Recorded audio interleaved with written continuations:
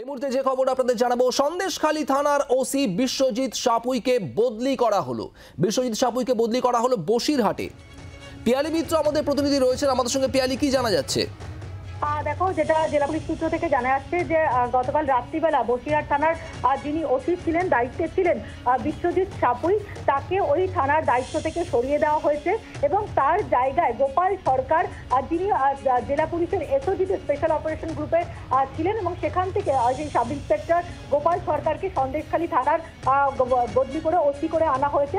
যদিও কি কারণে এই বদলি এখনো পর্যন্ত পুলিশের তরফ থেকে সরকারিভাবে স্পষ্ট করা হচ্ছে না। তাদের বক্তব্য যে এটা রুটিন বদলি, কিন্তু যেটা মনে করা হচ্ছে পরপর সন্দেশখালী জুড়ে যে ঘটনা ঘটেছে এবং একাধিক অভিযোগও এরকম এসেছিল যে বিভিন্ন সাধারণ লোক তারা অভিযোগ করছিলেন যে তারা যখন পুলিশের কাছে অভিযোগ জানাতে গিয়েছে বিভিন্ন সময় পুলিশ অভিযোগ দেয়নি।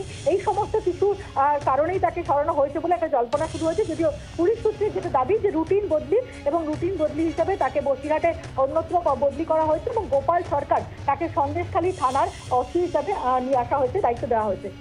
ধন্যবাদ পিয়ালি।